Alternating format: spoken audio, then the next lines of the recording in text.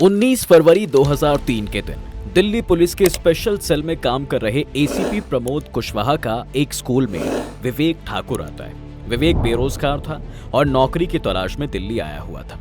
उसने देखा कि एसीपी कुछ परेशान नजर आ रहे हैं। जब उसने वजह पूछी तो बिना कोई डिटेल बताते हुए प्रमोद ने कहा कि उनसे एक कोड क्रैक नहीं हो रहा है। विवेक की रिक्वेस्ट करने में उन्होंने वो कोड विवेक को भी दे दिया।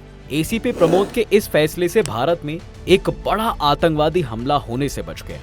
विवेक ने ये कोड क्रैक कर लिया और आतंकवादियों की एक बड़ी कोशिश फेल हो गई। लेकिन क्या था इस कोड में और ये कौन सा आतंकवादी हमला था, आइए जानने की कोशिश करते हैं आज के इस वीडियो में। देखिए भाई, दिल्ली में अभी 2000 के रेड फोर्ट अटैक और 2001 के पार्लियामेंट अटैक्स की यादें ताजा थी और तभी एक नई साजिश दिल्ली को घेरे हुई थी। इस साजिश का पता चलना ही अपने आप में एक संयोग था। दिल्ली पुलिस की स्पेशल सेल में इस समय एसीपी प्रमोद कुशवाहा तैनात थे। स्पेशल सेल का काम टेरर अटैक्स के होने से पहले ही उन्हें इंटरसेप्ट करना था। अपने काम के सिलसिले में एसीपी प्रमोद अक्टूबर 2002 के आखिरी हफ्ते में कश्मीर पहुंचे।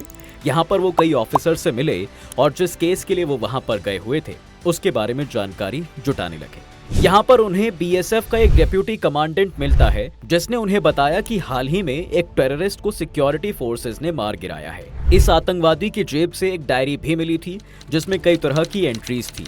इस डायरी के आखिरी पन्ने पर उन्हें एक ईमेल आईडी मिली जो कि rashid32xxx@hotmail के नाम से थी।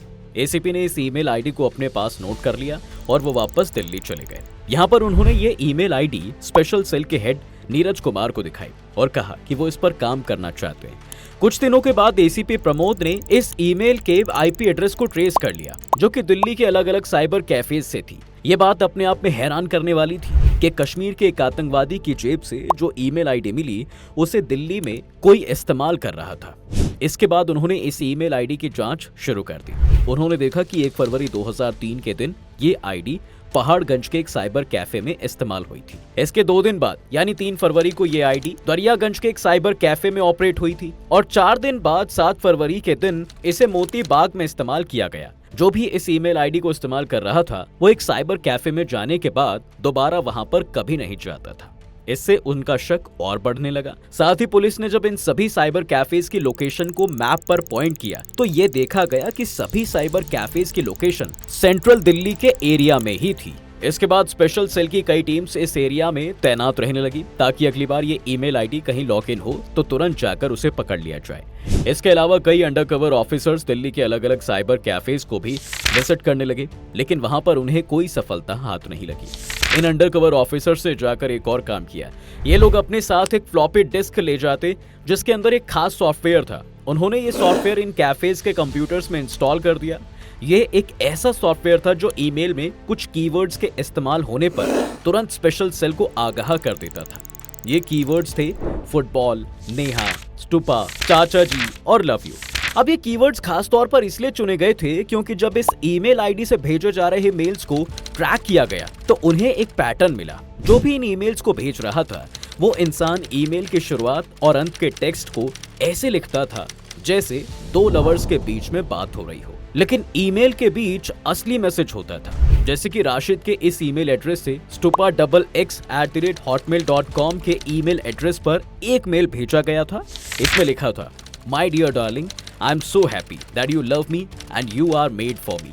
You also know that I love you and that you are most important to me in this world. अब इसके तुरंत बाद लिखने की टोन बदल गई थी। उसने आगे लिखा था, Dear brother, मुजम्मिल सलाम वालेकुम। उनको मैंने ठहरा दिया है, ये कॉलेज वाला इलाका है, भीड़ भाड़ में है, सब ठीक है और कोई बात होगी तो मैसेज भेज देना। चाचा जी को मेरा सलाम अर्ज करना, आपका भाई। अब देखिए, इस ईमेल में इस्तेमाल हुए शब्द चाचा जी ने पुलिस के कान खड़े कर दिए। चाचा जी एक कोड नेम था जो कि लश्कर-ए-तैयब का टॉप लीडर ज़कीउर रहमान लखवी इस्तेमाल करता था। ये टेरर मास्टरमाइंड था जिसने कई ऑपरेशंस में हिस्सा लिया था। 2001 के पार्लियामेंट अटैक्स और बाद में 2008 के 26/11 के हमले में भी ज़कीउर रहमान लखवी को ही मास्टरमाइंड बताया जाता है, जिसे 2021 में पाकिस्तान में जेल हो गई। अब लखवी की इन्वॉल्वमेंट की बात देखकर स्पेशल सेल को समझ में आ गया था कि भाई जल्द ही कुछ बड़ा प्लान किया जा रहा है। इसके बाद एक और ईमेल में भी ऐसा ही पैटर्न देखा गया था। ईमेल की शुरुआत में लिखा था, my darling, I am coming to you soon, please wait for me, I will not be long before we get married, you will come to me and I will come to you. अब इसके बाद आगे फिर लिखा था, dear brother, Muzammil सलाम वालेकुम, आपका मैसेज मिला, मैं उस आदमी से मिल लूंगा, उसका नंबर अभी स्विच ऑफ है, थोड़ी देर में फिर ट्राई करता हूँ, काम के बाद आपको मैसेज भेजता हूँ, आपका भाई। इसके बाद 13 फरवरी के दिन इस ईमेल आईडी से एक नई आईडी को ईमेल किया जाता है। ये email ID Neha Singh 1xx2@hotmail.com थी। मैसेज लिखा गया था, नेहा डियर सलाम वालेकुम, अल्लाह आपकी हिफाजत करे, आप और भाई अपने काम पर लगे रहो, बिफोर 15/2/2003 को आपके शहर में तारीख उसकी लेकर आपके पास आ जाएगा। फुटबॉल का क्या करना है आप बेहतर जानते हो, मैच के बाद आप मुझे मैसेज दे देना, कोई बात हो तो एक के जरिए मैसेज भेजना और ऑनलाइन हो जाना, आपका भाई एम। अब इस ईमेल में कई नए क्लूज थे, जैसे कि फुटबॉल और बॉम्ब समझा जा सकता था, मैच का मतलब वो टेरर अटैक था, और यहाँ एक का मतलब +1 है जो कि यूएस का कोड है, यानी यूएस के फोन नंबर की बात हो रही है। अब इसी शाम चाचा जी @hotmail.com के ईमेल एड्रेस से राशिद 32 वाली आईडी पर एक ईमेल आता है। इस पर लिखा था, AOA आपके जिम्मे है, वहाँ सब कुछ मैच की तारीख फिक्स होने तक प्लेयर्स का ख्याल रखना आपके जिम्मे है, कोई बात होगी तो क्या करना है आप अच्छी तरह जानते हो। अब देखिए, स्पेशल सेल की टीम ने ये अंदाजा लगाया कि भाई जिस आदमी ने ये ईमेल भेजा है वो ज़कीउर रहमान ही है। जब इस ईमेल के IP को ट्रेस किया गया तो इसकी लोकेशन इस्लामाबाद की निकली। इसके अगले दिन एक और ईमेल आया जिसमें एक जरूरी जानकारी थी। इसमें लिखा था, डियर राशिद, AOA मैच का डेट फिक्स हो गया है, वर्ल्ड कप का फाइनल 25 को तय हुआ है, टाइम वही है मैच का, बेस्ट ऑफ लक जैद। अब इससे ये कंफर्म हो गया कि भाई 25 तारीख के दिन ही ये हमला होने वाला था। ये ईमेल 15 फरवरी के दिन आया था और स्पेशल सेल के पास अब हमले से पहले सिर्फ 10 दिन थे इस पूरे केस को सॉल्व करने के लिए। अब इन्हें तारीख तो मालूम थी लेकिन लोकेशन नहीं पता थी। अब दिल्ली जैसे बड़े शहर में कहीं भी हमला किया जा सकता था और पूरे शहर को खाली करना तो पॉसिबल नहीं था। इसी बीच में एक बार उन्हें ये अलर्ट भी मिल गया था कि किस साइबर कैफे में इस ईमेल को इस्तेमाल किया गया है। लेकिन ये 16 फरवरी का दिन था। इस दिन दिल्ली पुलिस डे मनाया जाता है और ज्यादातर यूनिट्स परेड करती हैं। नीरज कुमार ने अपने सीनियर से कहा भी था कि इस दिन ACP प्रमोद को ना बुलाया जाए क्योंकि वो एक इम्पोर्टेंट ऑपरेशन में बिजी हैं। लेकिन अपनी ईगो में आकर सीनियर्स ने उनकी बात नहीं सुनी। जिस दिन ये ईमेल इस्तेमाल किया गया था, ये सारे अलर्ट्स ACP प्रमोद को मिल रहे थे, लेकिन वो परेड में बिजी थे, जिस वजह से वो पुलिस की टीम को अलर्ट नहीं कर पाए। बाद में जब उन्होंने उसे देखा, तब तक वो आदमी तो साइबर कैफे से जा चुका था। फिर स्पेशल सेल के हेड इन मैसेजेस को लेकर IB और रॉ जैसी सेंट्रल इंटेलिजेंस सर्विसेज तक पहुंचे और उन्होंने इस केस की जानकारी दी। नीरज कुमार ने बाद में बताया था कि उनकी बात को पहले सीरियसली नहीं लिया गया। इन एजेंसीज का कहना था कि भाई वो गलत केस पर काम कर रहे हैं। नीरज कुमार ने यह भी कहा कि ये रिस्पॉन्स ईगो के कारण उन्हें मिला था। सेंट्रल इंटेलिजेंस एजेंसीज की ईगो इस बात से हर्ट हो गई थी कि इतने बड़े केस के बारे में उन्हें कुछ नहीं पता था और पुलिस की एक यूनिट ने इसे ट्रैक कर लिया। लेकिन फिर कुछ वक्त बाद सभी एजेंसी सेम पेज पर आ गई थी और वो इस केस पर मिलकर काम करने लगी। इसके बाद 17 फरवरी के दिन चाचो जी @hotmail.com की ईमेल आईडी से एक नया ईमेल आया। इसमें लिखा था, मैच की जगह फिक्स हो गई है। फिर एक कोड दिया गया था और आखिर में लिखा था, सबको बोल दो कि ग्राउंड देख ले, प्लेयर्स को प्रैक्टिस करना है। इस ईमेल में जो कोड था वो कुछ नंबर्स में था, 0.05, 0.000, 0.00, 0.05, 0.7, 0.03, 0.7, 0.0, 0.4, -7। अब ये कोड क्या था ये कोई भी समझ नहीं पा रहा था। लेकिन इस बार भेजने वाली की लोकेशन बदल गई थी। इस बार इस्लामाबाद से नहीं बल्कि पेशावर से ये ईमेल भेजा गया था।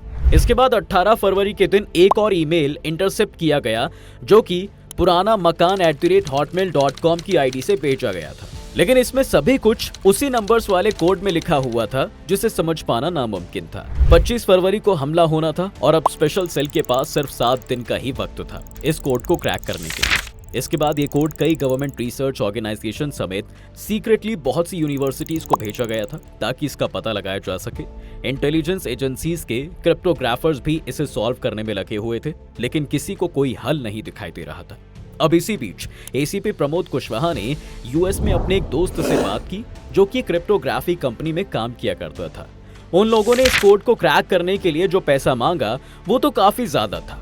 इसके अलावा ये पैसा डॉलर्स में पे किया जाने वाला था, जिसके लिए फॉरेन एक्सचेंज की जरूरत थी। अब अगर सरकार से ये पैसा मांगा जाता तो इस केस के लिए कई मीटिंग्स करनी पड़ती और बहुत से अप्रूवल्स लेने पड़ते। इतना समय उनके पास था नहीं। लेकिन अगले ही दिन यानी 19 फरवरी 2003 के दिन प्रमोद कुशवाहा का वो स्कूल में विवेक ठाकुर दिल्ली पहुंचा और उनके घर में ही आकर रुका।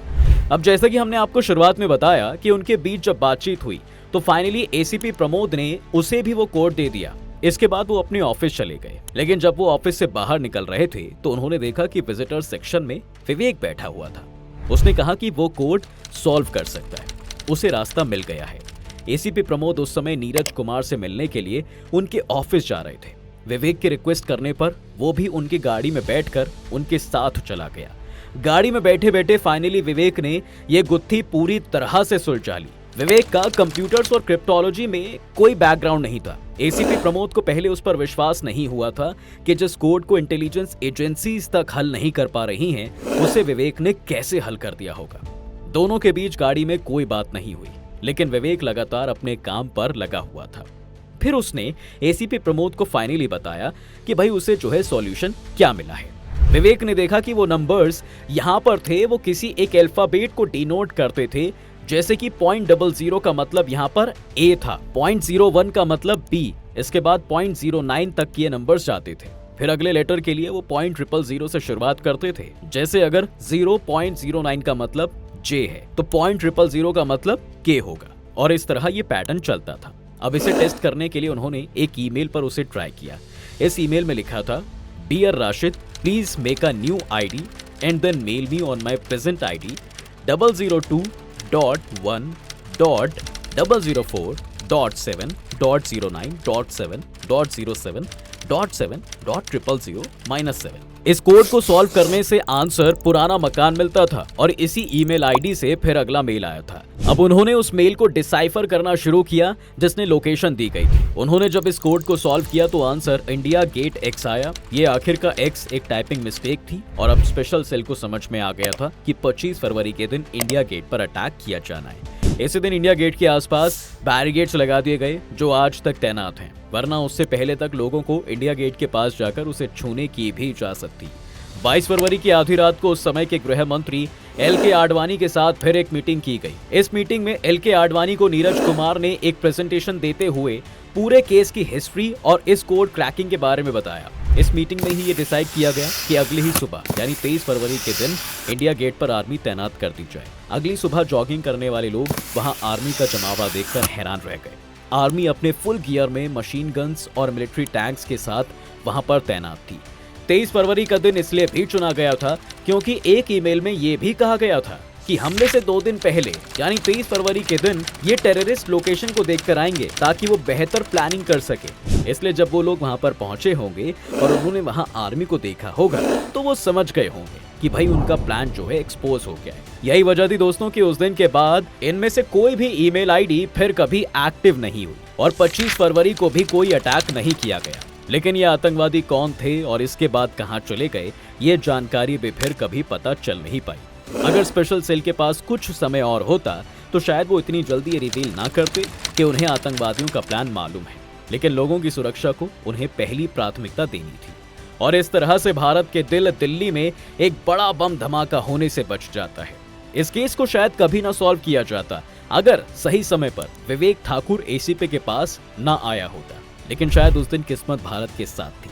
ऐसे ही कई सीक्रेट ऑपरेशंस हैं जिनके बारे में लोगों को बहुत कम जानकारी है। क्या आप चाहते हैं कि हम आने वाली वीडियोस में ऐसे और भी केसेस की कहानियां आपके सामने पेश करें? हमें कमेंट सेक्शन में लिखकर जरूर बताइएगा। खैर, उम्मीद है आपको आज की इस वीडियो में काफी कुछ नया मिला होगा। अगर आपको ये वीडियो पसंद आया है तो वीडियो को लाइक करें और अगर आप इस चैनल पर नए हैं तो जाने से पहले चैनल को सब्सक्राइब करना बिल्कुल ना भूलें।